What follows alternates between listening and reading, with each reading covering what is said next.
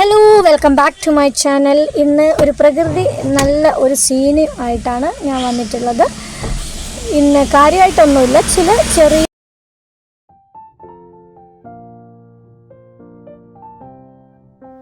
മനോഹരമായ കാഴ്ചയാണ് കേട്ടോ. നമ്മൾ ഈ മഴ പെയ്തിട്ട് ഈ സൈഡിൽ ഇങ്ങനെ രണ്ട് സൈഡിലൂടെ വെള്ളം ഒലിച്ചിട്ടുണ്ടാകുന്ന ആ ഒരു അടയാളങ്ങളൊക്കെ വളരെ മനോഹരമാണ്. അതിലൊരു നമുക്ക് ഇത്തരത്തിലുള്ള വിഷയങ്ങളിലൊന്നും നമുക്ക് എന്തില്ല, ഒരു സംശയമേ ഇല്ല.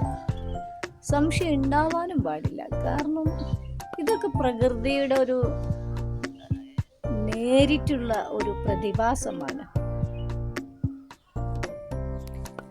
ഇതിലൂടെ തന്നെ നമുക്ക് മനസ്സിലാക്കുന്ന ഒരു കാര്യം എന്താണെന്ന് ചോദിച്ചാൽ, നമ്മുടെ ജീവിതത്തിലുണ്ടാകുന്ന പ്രതിസന്ധികളാണ് നമ്മളെ നല്ല അനുഭവങ്ങളും മോശാനുഭവങ്ങളൊക്കെ നമ്മുടെ ജീവിതത്തിലുണ്ടാകും.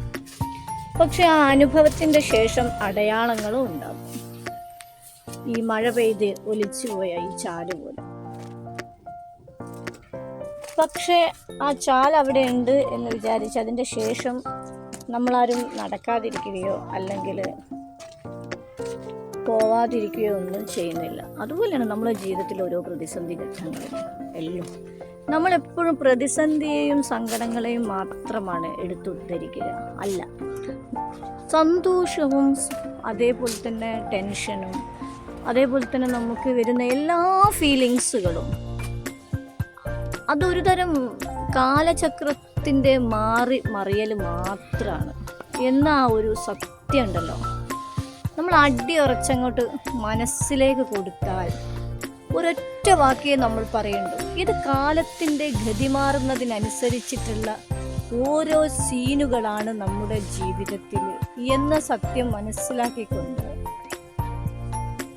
നമ്മൾ എല്ലാത്തിനും തയ്യാറായാൽ നമ്മൾ പോലും അറിയാതെ നമ്മുടെ ഉള്ളിലെത്തുന്ന ഒരു ശക്തിയുണ്ട് ജീവിതം മുന്നോട്ട് നയിക്കുവാനുള്ളത്.